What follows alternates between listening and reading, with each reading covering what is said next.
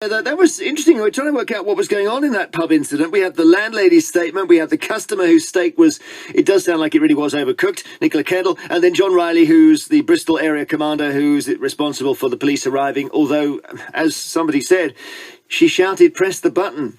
That's what happened. And I'm joined now by Helen Dewdney, who is the Complaining Cow blogger and author of a book called How to Complain, the Essential Consumer Guide. Help us with this one. Let's say you're the customer and you get the steak and it's charred. It's burnt to a crisp, actually. What do you do?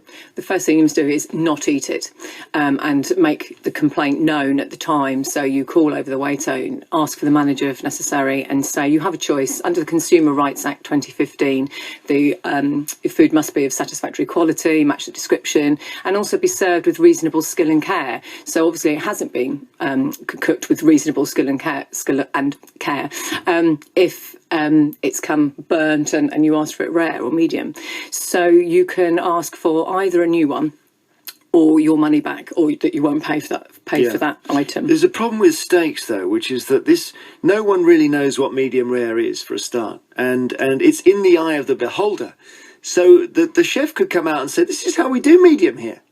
Yeah. And where'd you go with that? It is very subjective, but in this particular case, somebody else also had a medium one, so there was a control sample. You're right. So there was a control sample, so that she could have pointed to that one. And so to be clear, if you get food that you cannot eat or don't like, you can say this is not what I asked for and refuse to pay, and you won't be arrested for that. Absolutely, it's consumer law. It's civil. It's not.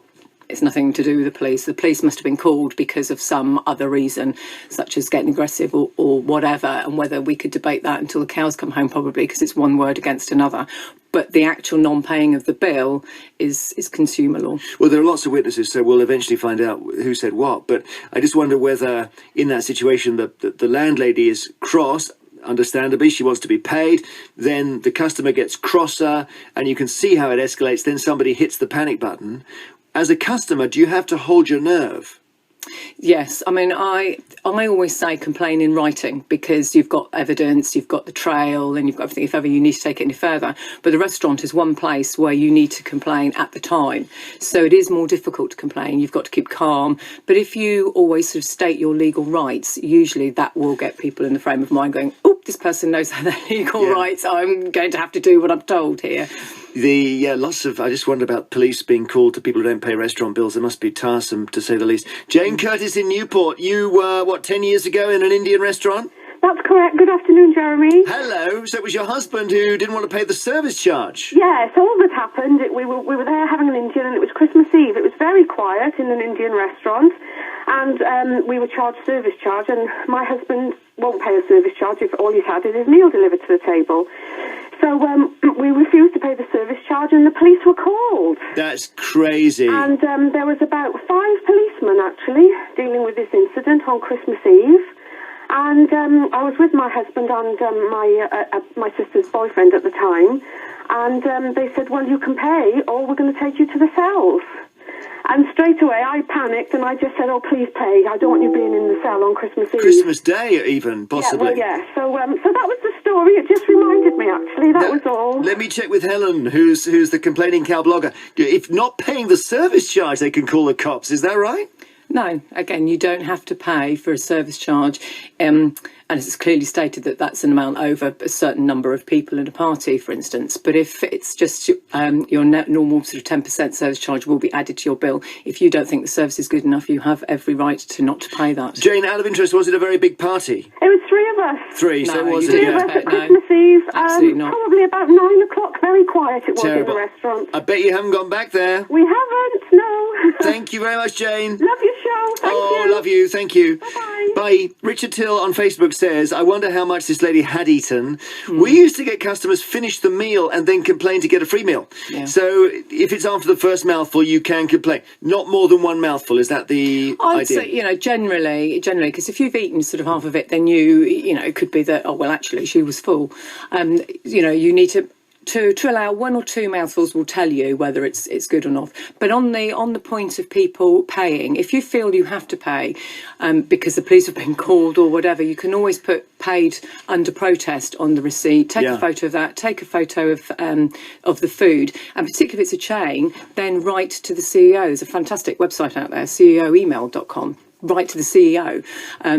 And you can always find the CEO's address and then take it up further. And the business of the 13-year-old who apparently was told he couldn't leave the pub, I was saying, is that abduction? I think it's false imprisonment, is it? That's quite serious, you know. Well, I would think so, but I only do consumer law. But it's just that if we start to battle the possible criminal offences here, we've got some quite big ones. Judy Davis on Facebook says maybe she should have complained about the steak as soon as it was brought out. Would have only taken 5 minutes to replace it. Bit excessive on the part of the landlady, though. Julian Lansing has texted, this landlady should be billed by the police for the cost of them coming out, because that would teach her a lesson. And Emma is in Bristol. And Emma, your parents live near this pub. They do, yes. They're village goers themselves. Sorry, say again? They're village goers themselves. They're village goers? Yes. They live in the village. They like the White Hart, and they also like the Lamb, which is further down the road. Okay, and we're talking about the White Hart. Have they had some good fun there? Yeah, well, we used to, and we still do. I mean, they are a good pub. I definitely don't want to put any prejudice on that. They are good people. I just don't think they take criticism very well and don't listen to their customers. So you had an incident of that? Yeah, it was my father's birthday earlier on in the year, and 4 of us went out for dinner. My mum, she actually said she wanted fish and chips, which was with haddock. They came out 10 minutes after ordering, said, oh, we can't give you haddock, we'll give you cod. And then they came back about 15 minutes later and said, we don't have mushy peas, we'll have to give you peas. So, did they have any chips? I think they did, yes. Okay. And but a plate. When it came out, it just wasn't nice. She didn't like it. Nobody that I remember came to ask if we actually enjoyed our meal. And my father's steak was overcooked. Oh, we've got a theme here. And I feel bad because we need the pub on to answer all this, but we did try and they're busy. But is the panic button very visible? Is it a really huge panic button on the wall, or? I have no idea. I think, if anything, it's quite hidden. When we were at the bar, we couldn't see it. But they didn't set it off for you, though?